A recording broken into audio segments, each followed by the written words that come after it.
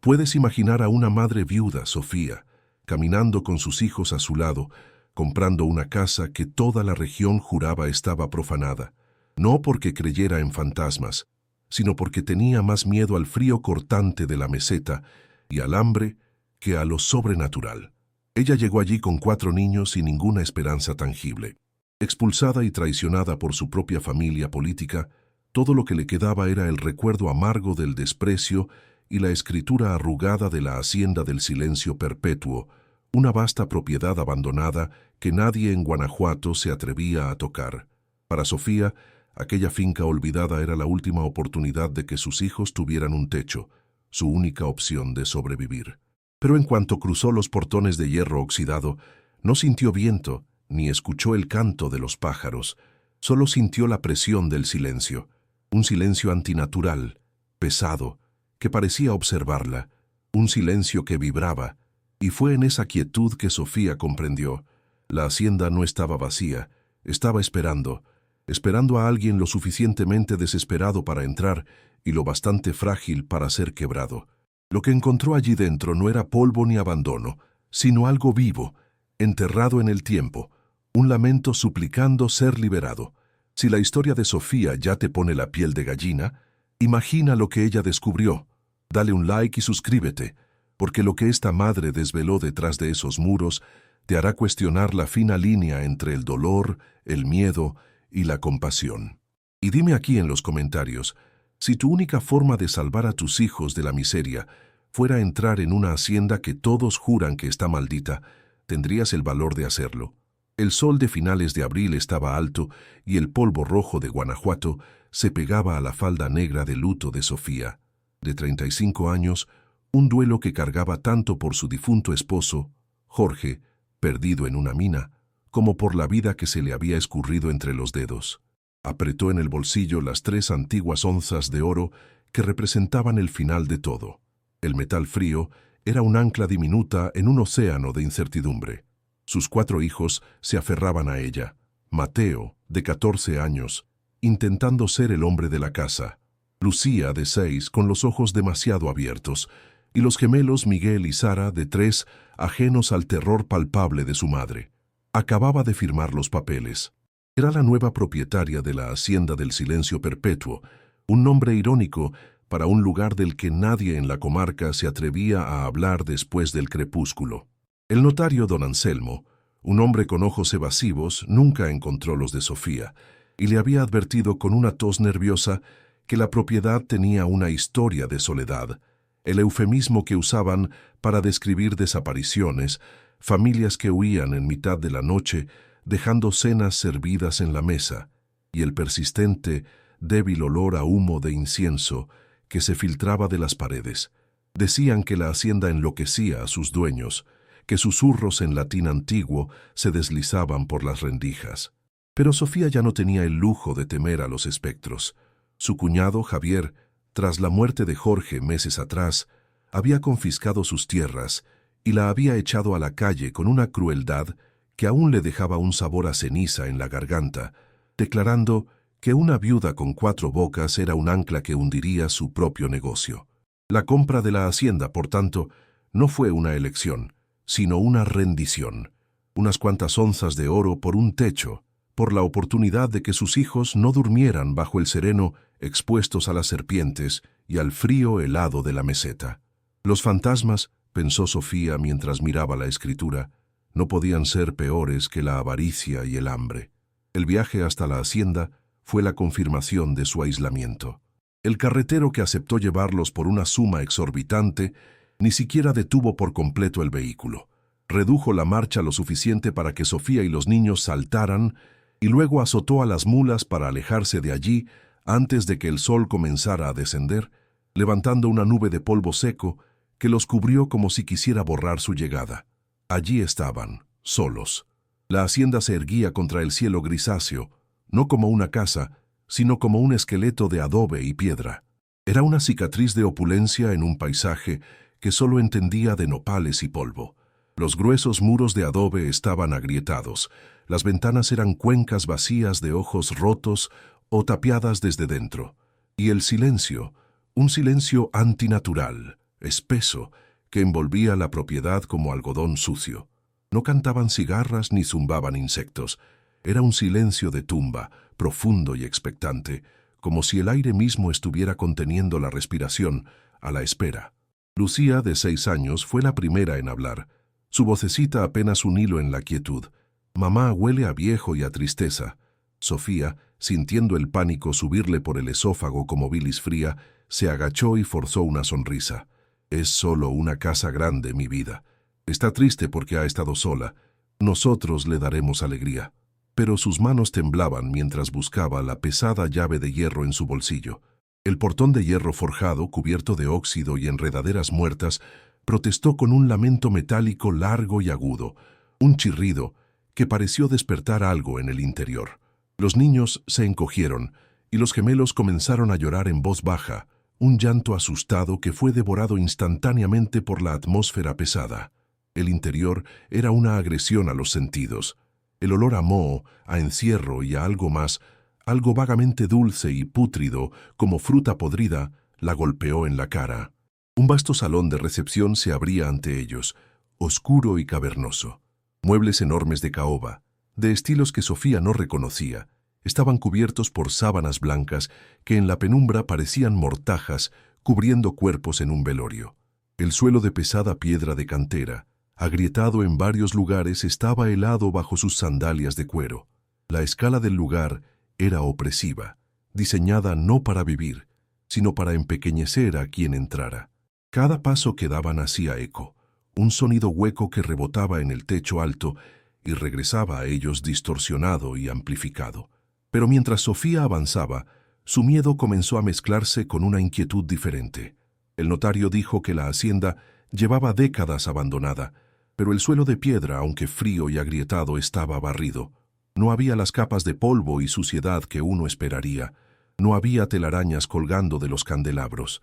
Las sábanas sobre los muebles estaban cubiertas de polvo antiguo, sí, pero el espacio vital, los pasillos, el suelo, estaban inquietantemente limpios. Era como si la casa estuviera preparada, como si alguien o algo aún la cuidara, manteniéndola lista para visitantes que nunca debían llegar. Sofía sintió un escalofrío que no tenía nada que ver con el frío. Decidieron instalarse en lo que parecía ser la antigua oficina del hacendado. Era la única habitación que no se sentía vasta y sepulcral. Las paredes estaban cubiertas de paneles de madera oscura y el suelo de tablones, aunque gastado, se sentía más cálido que la piedra de cantera. Había una gran chimenea de piedra que Sofía supo que sería vital para sobrevivir a las noches.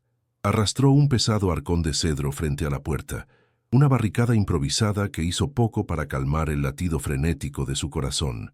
Los niños, pálidos y silenciosos, observaban cada movimiento de su madre, sus ojos reflejando el terror que ella intentaba ocultar desesperadamente. Comieron lo último que les quedaba, tortillas frías y un trozo de tasajo seco, sentados en el suelo. Afuera, el sol desapareció abruptamente y la oscuridad que cayó sobre la hacienda no fue gradual, fue instantánea y absoluta, como si alguien hubiera arrojado un manto negro sobre el mundo.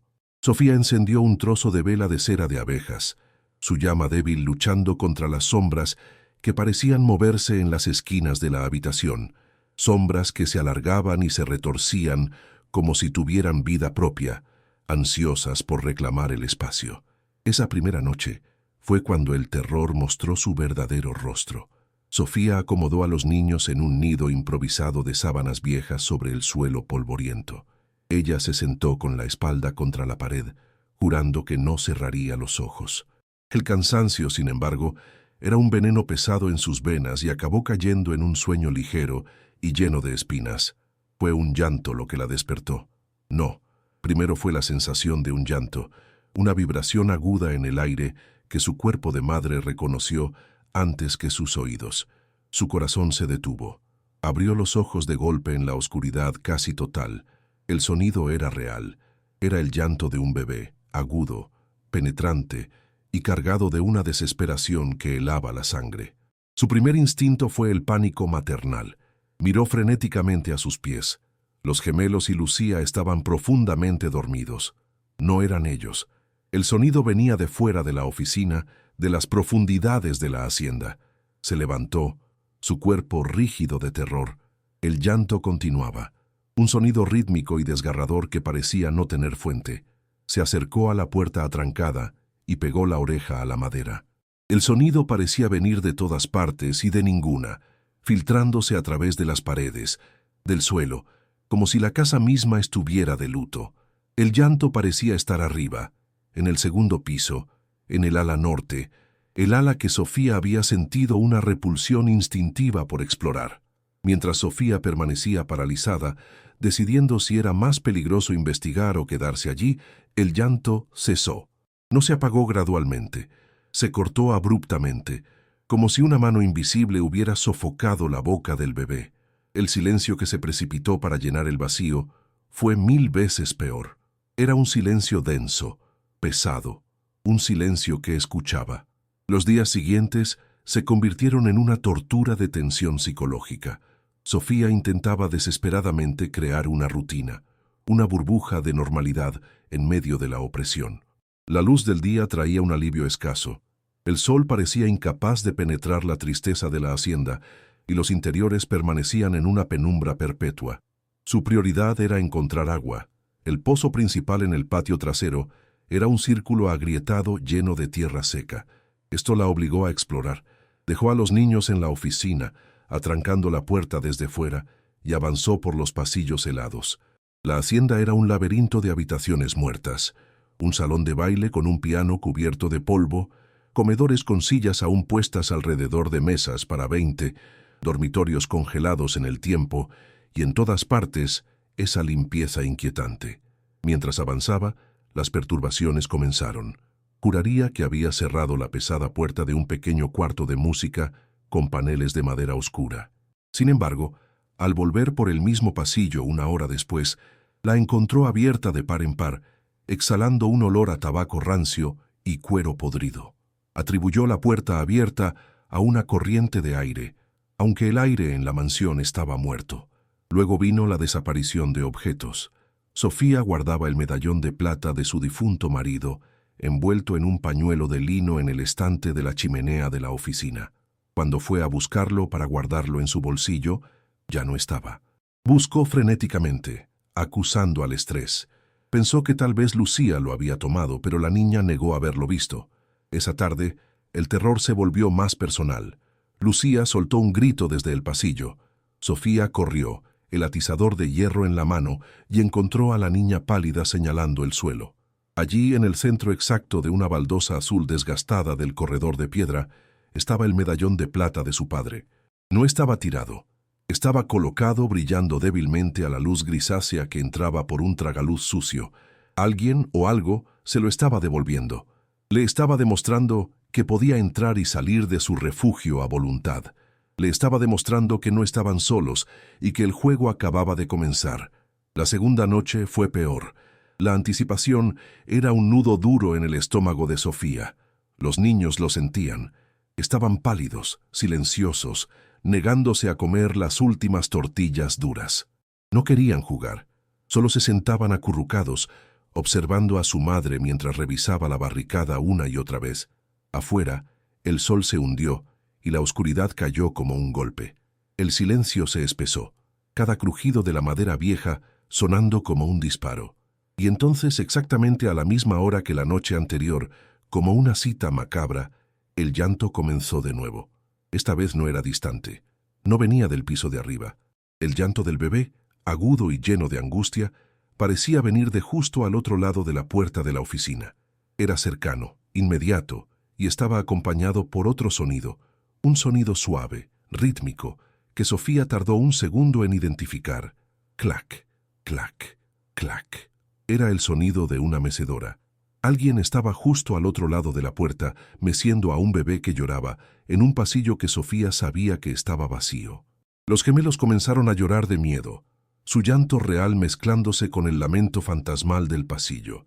Sofía se abalanzó sobre sus hijos, cubriendo las bocas de los gemelos con sus manos temblorosas para ahogar su llanto, temiendo que el sonido atrajera a lo que fuera que estaba al otro lado de la barricada. El llanto del bebé y el rítmico enloquecedor, clac, clac, clac. Continuaron por lo que pareció una hora eterna. Mateo la miraba fijamente, sus ojos oscuros llenos de un terror adulto en su rostro de 14 años, sus labios blancos y apretados en un esfuerzo por no gritar. Sofía negaba con la cabeza, pidiéndole silencio, mientras el atizador de hierro temblaba en su otra mano. Entonces, igual que la noche anterior, el sonido se detuvo. Fue cortado, como si una puerta se hubiera cerrado de golpe en medio de un grito. El silencio que cayó después fue ensordecedor, espeso y cargado de intención. Nadie durmió. Pasaron el resto de la noche escuchando cada asentamiento de la vieja madera de la hacienda. Cuando la primera luz grisácea tiñó las ventanas rotas, los encontró pálidos, ojerosos y al borde del colapso. Los niños estaban traumatizados. Lucía ardía en fiebre, un calor seco que alarmó a Sofía, y los gemelos se negaban a soltar su falda. El hambre era un dolor sordo, pero el miedo era un dolor agudo que paralizaba. Sofía supo que no podían pasar una noche más así. La casa no era un refugio pasivo, era un agresor activo. Estaba jugando con ellos, la limpieza inquietante, los objetos movidos, todo era un preludio para este tormento. Hoy, se dijo Sofía, mientras intentaba hervir un poco de agua en la chimenea usando una vasija de hierro oxidada que encontró, hoy encontraré de dónde viene. No podía huir. El poco oro estaba gastado. Si esta casa iba a ser su tumba, al menos sabría qué la estaba matando. Su miedo no había desaparecido, pero ahora estaba cubierto por una capa dura y fría de rabia maternal. Tenía que proteger a sus hijos, y para eso necesitaba entender al enemigo. El llanto venía del piso de arriba, del ala que instintivamente había evitado, el lugar que olía a encierro y a leche agria, el cuarto de niños.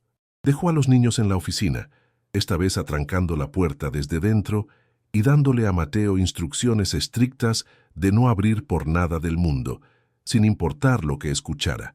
Ella salió por la ventana baja de la oficina, un hueco en el muro que apenas pudo atravesar, dando la vuelta por el exterior helado hasta la puerta principal.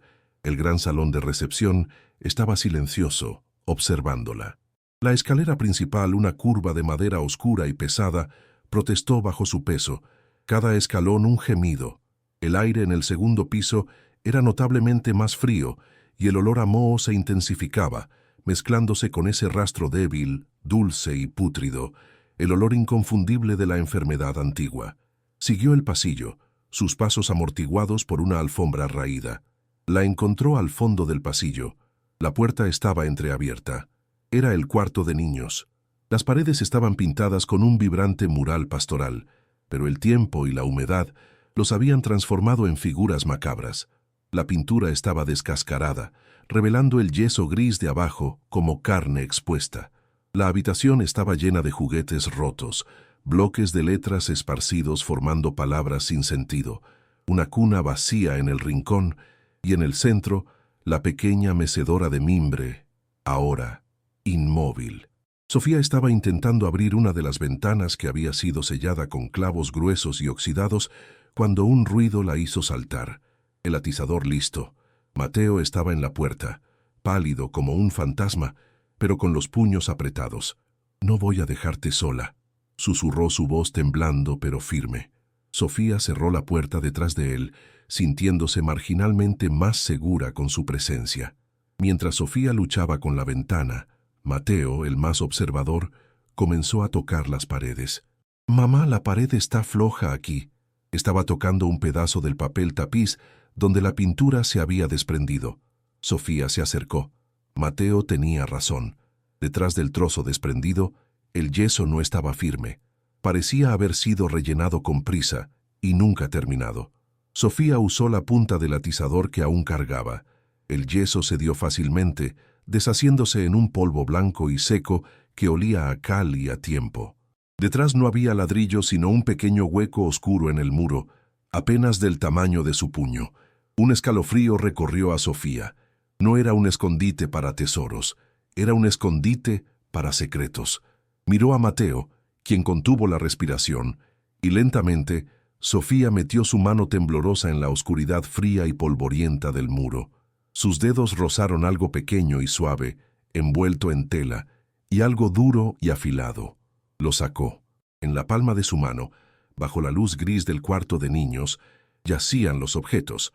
Un mechón de cabello.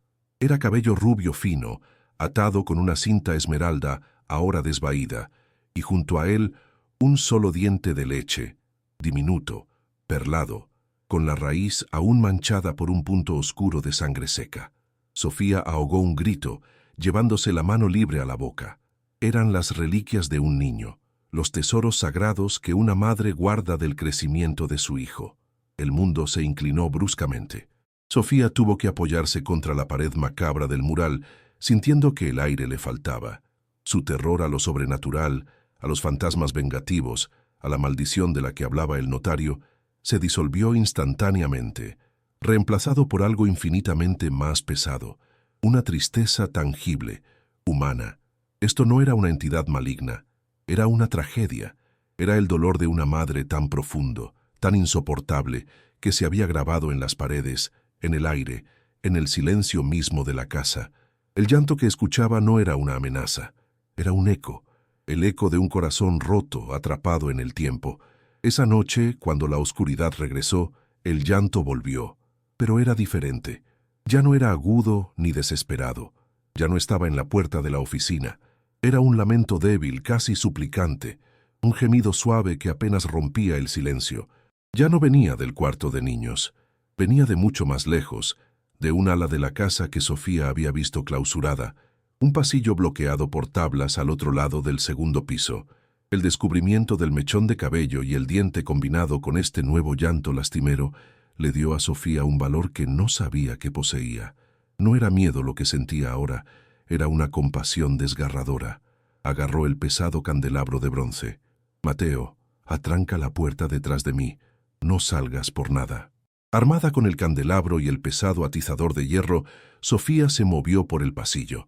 La hacienda estaba más fría aquí, como si el calor de la vida nunca se hubiera atrevido a subir tan alto. El llanto suplicante era su única guía, un hilo de sonido frágil y lastimero que la atraía hacia el ala oeste, el área que había encontrado tapiada. Ya no sentía el terror paralizante de la noche anterior. El mechón de cabello y el diente de leche habían transformado su miedo en una especie de deber sombrío. No estaba cazando un fantasma, estaba respondiendo a una llamada de auxilio, a un dolor que había durado demasiado tiempo. Llegó al final del pasillo, donde tablones de madera gruesos y polvorientos habían sido clavados toscamente sobre un arco, sellando el acceso. El llanto venía sin duda de detrás de esa barrera.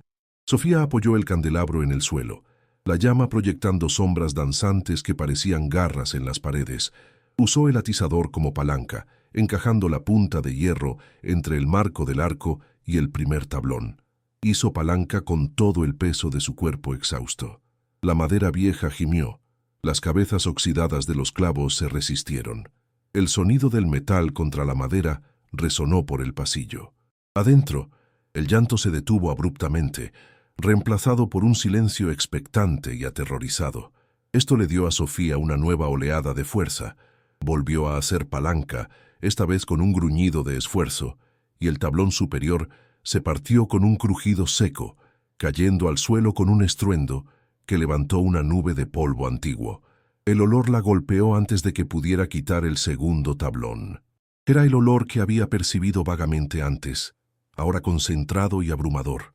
El hedor de la enfermedad, de la suciedad humana, y ese olor agrio, inconfundible, a leche echada a perder. Era un olor a vida abandonada, a descomposición en un lugar cerrado. Sofía sintió que el estómago se le revolvía, pero no retrocedió. Arrancó el segundo tablón y el tercero, abriendo un hueco lo suficientemente grande para pasar. Detrás de la barrera había una puerta de madera maciza, cerrada pero sin llave. El llanto no había regresado, solo un silencio denso y enfermo emanaba de la oscuridad. Respiró hondo, conteniendo el aliento contra el hedor, y empujó la puerta. Se abrió con un chirrido lento y agudo, raspando el suelo. Sofía levantó el candelabro y entró en la oscuridad. La luz de la vela luchó por penetrar el aire viciado. La habitación era pequeña, apenas una celda. un espacio que nunca había estado destinado a ser un dormitorio. Las paredes estaban manchadas de humedad, el yeso desprendido en grandes placas. Había una sola ventana, pero estaba tapiada con tablas desde el interior, bloqueando cualquier conexión con el mundo exterior. No había muebles, salvo por un catre de hierro oxidado en una esquina, desnudo y frío. El aire era irrespirable, una mezcla de amoníaco, sudor rancio y desesperación. Y entonces, en el rincón más alejado, la luz de la vela encontró la fuente del llanto. Era un montón de trapos sucios, una pila de harapos grises y marrones que se movió débilmente. Un gemido bajo, un quejido animal de puro terror, surgió del montón. Sofía dio un paso adelante, sus zapatos haciendo un ruido sordo en el suelo sucio. El montón de trapos se encogió, y de él emergió un rostro girándose hacia la luz con una lentitud agonizante. No era un fantasma, no era un espectro, era una mujer. Sofía dejó escapar un sonido ahogado, un jadeo de incredulidad. La mujer era anciana, aunque era imposible saber su edad real. Era un esqueleto viviente, una figura esquelética cubierta por una piel que parecía pergamino gris, tan delgada que se pegaba a los huesos de su rostro. Sus ojos, nublados por cataratas lechosas, estaban casi ciegos y parpadeaban dolorosamente ante la llama de la vela, la primera luz real que probablemente habían visto en años. Estaba acurrucada en el suelo de piedra, temblando no de frío, sino de un terror absoluto. El horror de la situación se profundizó cuando la mirada de Sofía bajó por el cuerpo de la mujer, cubierto apenas por esos harapos podridos.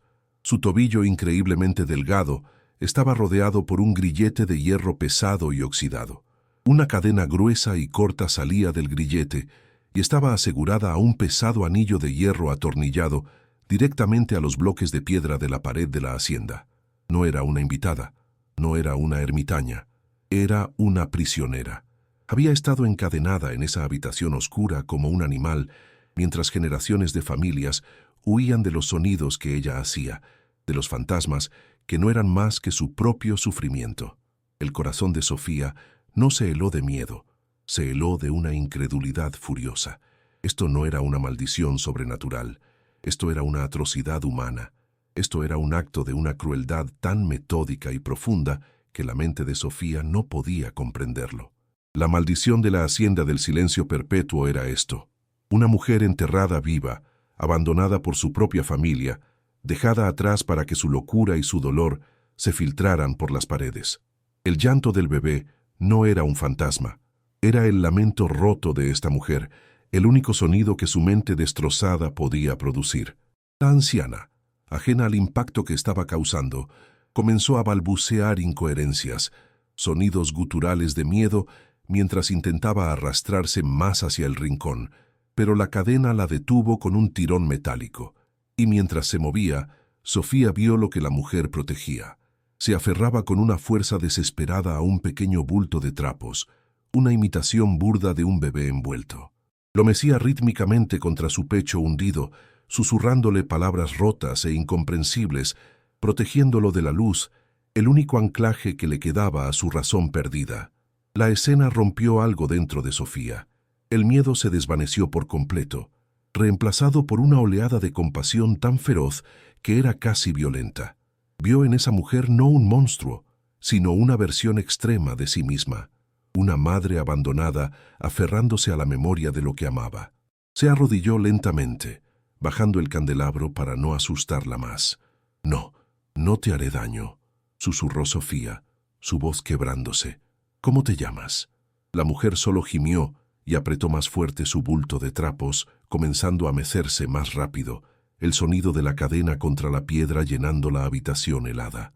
Sofía permaneció arrodillada en la suciedad. El atizador de hierro cayó de sus dedos con un golpe sordo, rompiendo el silencio. Un fragmento de conversación con el notario volvió a la mente de Sofía.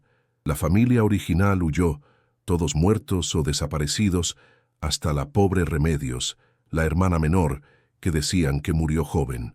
Sofía ahogó un suspiro. Esta era ella. Esta era Doña Remedios, la loca que todos creían muerta y enterrada hacía años. No había muerto. Su familia, al huir de la vergüenza, No se la habían llevado. La habían tapeado en esta ala de la casa como un secreto familiar, una tumba viviente. La habían encerrado allí décadas antes, tras la trágica muerte de su bebé recién nacido. Su dolor, su luto, fue diagnosticado como locura inconveniente, y cuando finalmente decidieron irse, la solución más fácil no fue liberarla, sino sellar el pasillo y dejarla a su suerte. Pero ¿cómo había sobrevivido años? Sofía miró alrededor de la celda. Había restos de huesecillos diminutos en un rincón. Había sobrevivido comiendo las alimañas. Y el agua. Debajo de la ventana tapiada había un goteo constante de humedad, creando un charco verdoso y sucio. Había vivido como un animal en una trampa. El llanto que había aterrorizado a familias enteras no era un fantasma. Era el lamento quebrado de una madre que había perdido la razón, acunando un bulto de trapos sucios porque era lo único que tenía. La rabia superó la conmoción. Sofía no podía dejarla allí un segundo más. Miró el grillete. Estaba cerrado con un candado antiguo tan oxidado que era una masa informe de hierro marrón. «Voy a volver», le dijo a la anciana. «Voy a sacarte de aquí». Corrió escaleras abajo, buscando en los cuartos de herramientas olvidados. Finalmente, encontró lo que necesitaba: un martillo pesado y un cincel de hierro abandonados. Regresó a la celda. Remedios estaba exactamente en la misma posición, temblando. «Esto va a hacer ruido», advirtió Sofía. Colocó el cincel contra el eslabón de la cadena que se unía al anillo en la pared, lejos de su tobillo frágil. Levantó el martillo y golpeó. El sonido del metal contra metal fue ensordecedor en la habitación cerrada. Un estallido agudo. Remedios gritó, un chillido de terror animal. Sofía no se detuvo. Golpeó una y otra vez con lágrimas de furia y esfuerzo corriendo por su rostro, hasta que el eslabón oxidado finalmente cedió y se partió. La cadena cayó al suelo con un golpe sordo. Doña Remedios estaba libre, pero no lo sabía. Seguía encogida, aferrada a su bulto. Sofía dejó las herramientas. Se acabó el encierro. Con una delicadeza infinita, pasó sus brazos por debajo del cuerpo esquelético de la mujer. No pesaba más que su hijo Mateo. La levantó con los trapos sucios y el bulto del bebé falso incluidos. Remedios se aferró a ella, su cuerpo temblando violentamente. Sofía la sacó de esa tumba, llevándola a través del pasillo tapiado hacia la luz gris del segundo piso. Esa noche, por primera vez, la hacienda del silencio perpetuo permaneció en absoluto silencio. El llanto había cesado. Sofía bajó con doña Remedios en brazos por la gran escalera. Mateo y Lucía la esperaban al pie de la escalera. Sus rostros pálidos por el miedo se transformaron en una máscara de pura confusión. El fantasma que los había aterrorizado no era un espectro vengativo, sino esta criatura patética, una abuela rota que olía a polvo y enfermedad. Sofía regresó a la oficina, el único lugar que se sentía remotamente seguro. Con una delicadeza que no había usado desde que sus propios hijos eran bebés, depositó a Remedios sobre el nido de sábanas que había sido su propia cama, el único lugar suave en ese suelo de madera fría. Remedios se acurrucó de inmediato, temblando, sus ojos lechosos buscando la oscuridad a la que estaba acostumbrada, mientras seguía aferrada a su bulto de trapos. Los niños, su terror infantil reemplazado por una comprensión adulta de la crueldad, se movilizaron. La familia que había estado paralizada por el miedo ahora tenía un propósito: cuidar a la fuente de ese miedo. El baño fue un ritual sombrío. Sofía tuvo que cortar los harapos podridos del cuerpo de Remedios. El agua caliente que Sofía hervía se volvía negra al instante. Una vez limpia, Sofía la envolvió en una sábana de lino fino que había encontrado. Luego vino la comida. Sofía preparó un caldo ralo con las últimas migajas de harina de maíz. Se sentó en el suelo junto a Remedios y le acercó la cuchara a los labios agrietados. La anciana bebió débilmente, como un pájaro recién nacido. Durante todo el proceso, Remedios jamás soltó el bulto de trapos. Era una extensión de su propio cuerpo.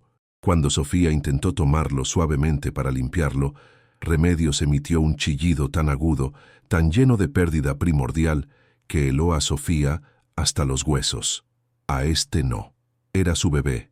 Era el recuerdo tangible que su mente rota había protegido de las ratas, de la humedad y de las décadas.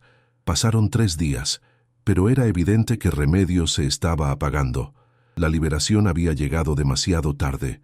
Las décadas de desnutrición, la oscuridad y el terror habían cobrado un precio irreversible. Una tarde, mientras el sol pálido de marzo ponía un solo rayo de luz sobre el suelo de la oficina, Remedios pareció despertar. Sus ojos lechosos buscaron a Sofía. Hubo un instante, solo un segundo, en el que Sofía juró ver un atisbo de lucidez, un reconocimiento. La mano esquelética de Remedios se movió. Con un esfuerzo que pareció costarle la última energía de su vida, empujó el sucio bulto de trapos desde su pecho hacia el regazo de Sofía. Fue una entrega, una transferencia de su carga. Remedios exhaló un suspiro largo y suave, y su cabeza cayó de lado.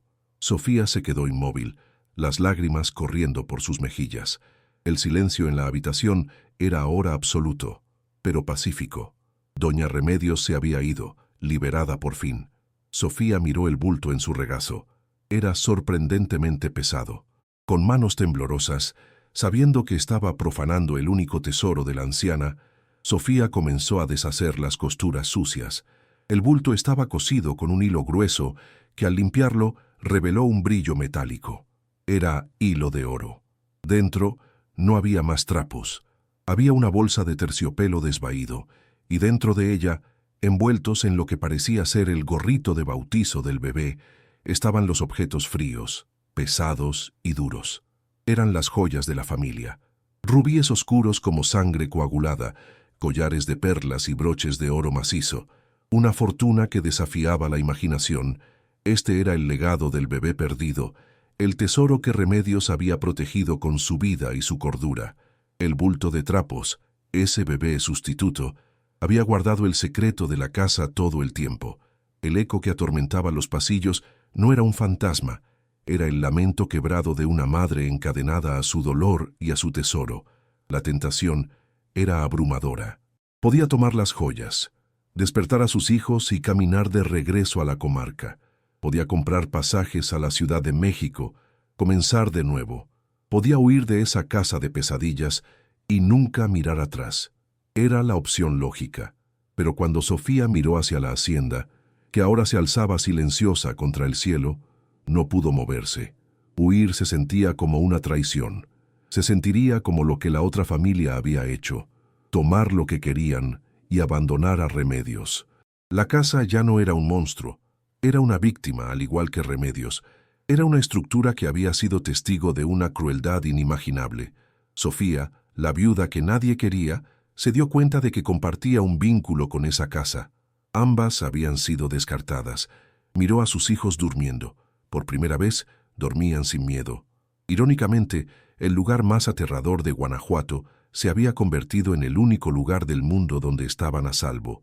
La decisión se formó en su mente. No huiría. Se quedaría. Esas joyas no le pertenecían a ella, sino a Remedios. Y la única forma de honrar el regalo final de la anciana era usar esa fortuna, manchada de dolor, para deshacer el daño. Usaría el dinero no para escapar, sino para sanar la casa. Transformaría esa hacienda, ese lugar de horror y abandono, en exactamente lo contrario.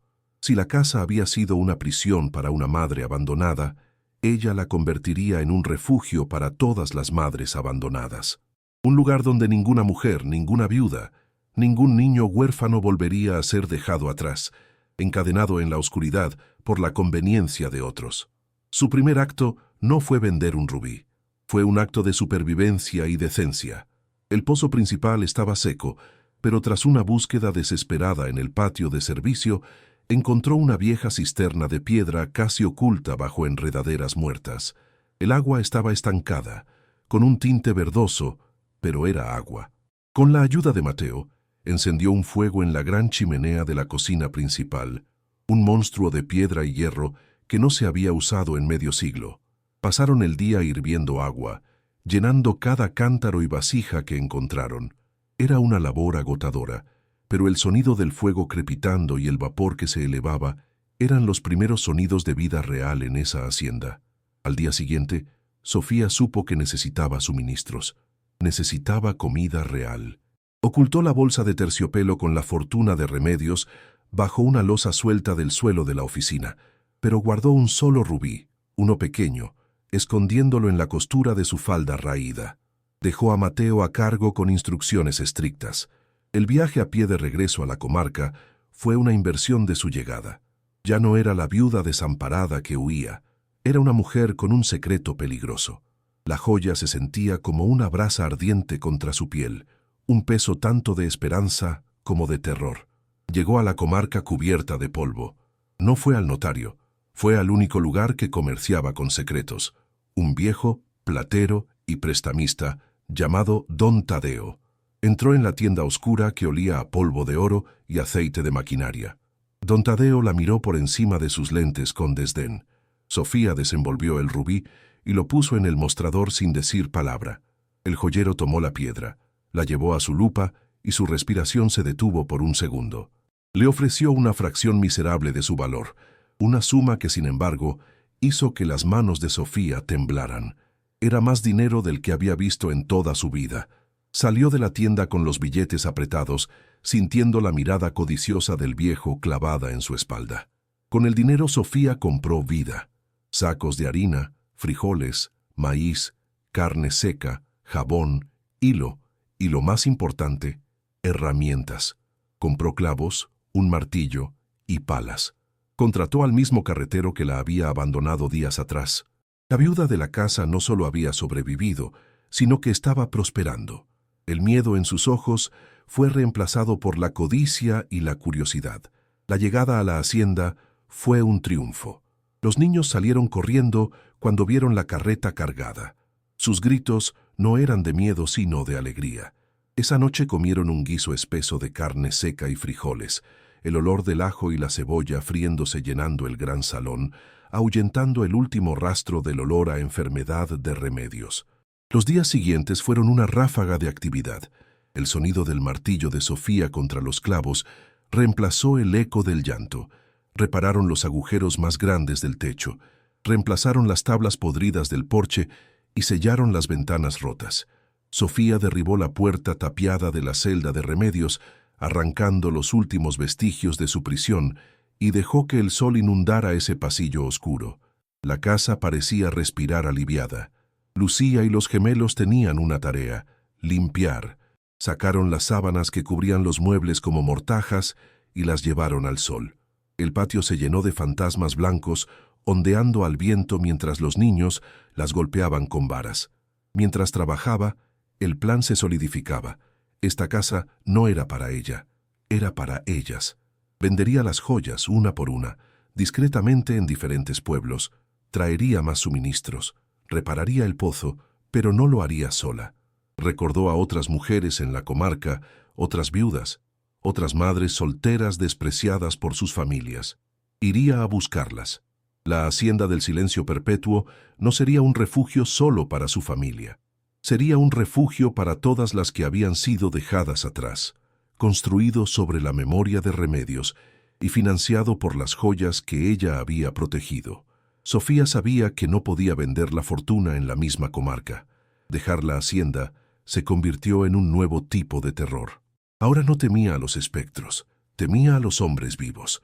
Dejaba a Mateo a cargo, ahora un niño de 14 años con la seriedad de un hombre, atrancando las puertas por dentro.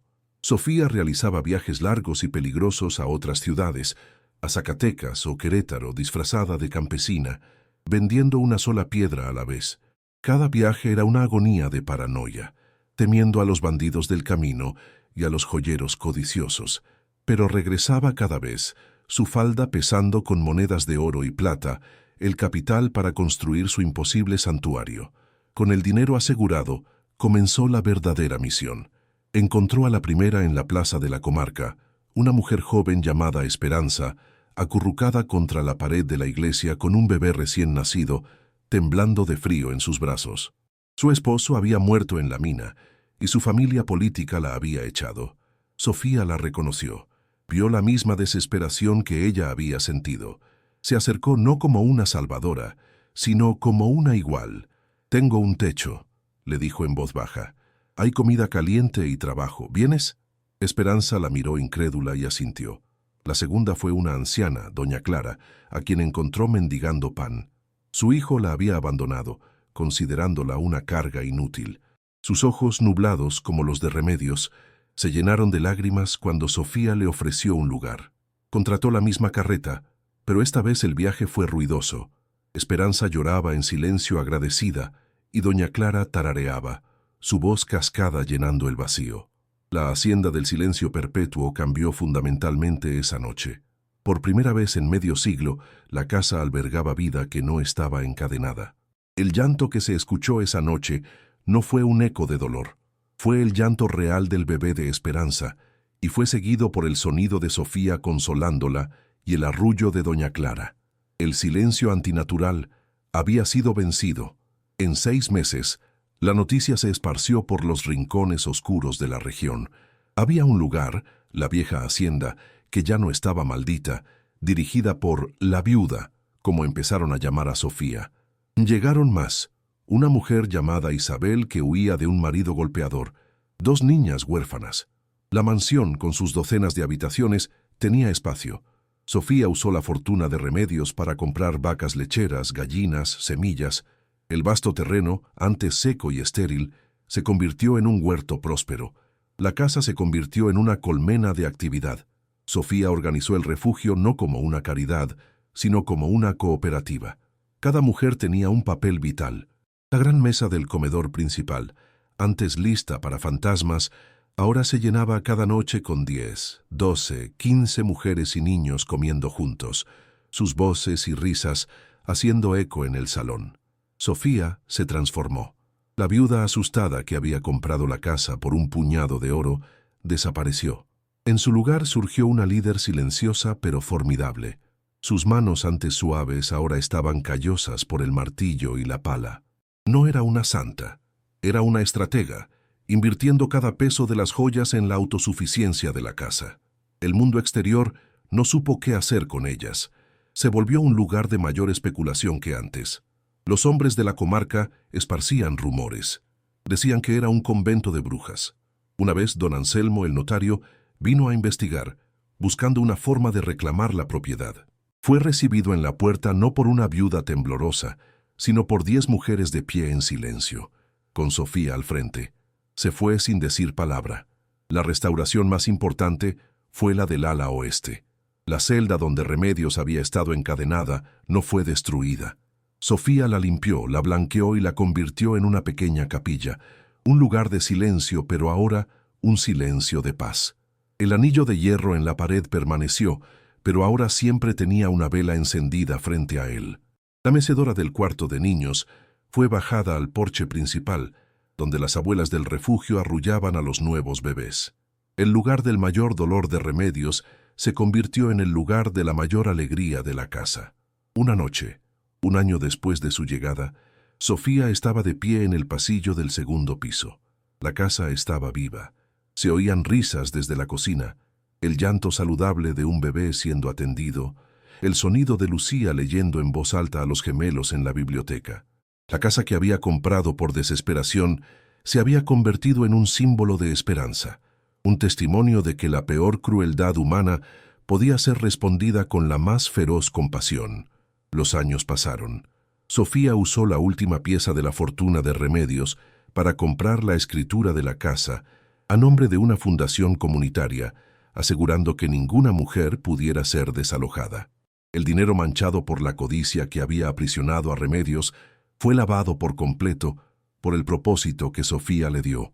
Con el tiempo, Sofía comprendió la verdadera naturaleza de la maldición. Remedios, en su locura y dolor, se había convertido en la guardiana de la casa.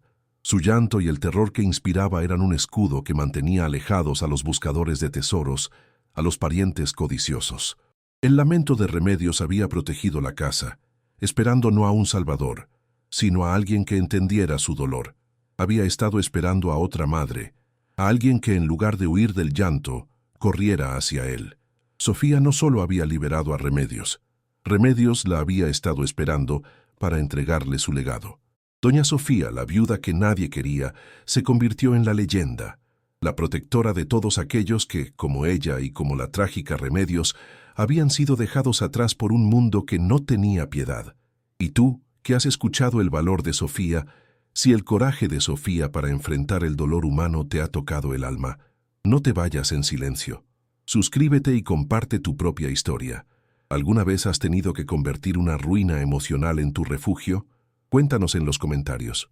Somos una comunidad, y aquí el dolor siempre encuentra un eco de apoyo.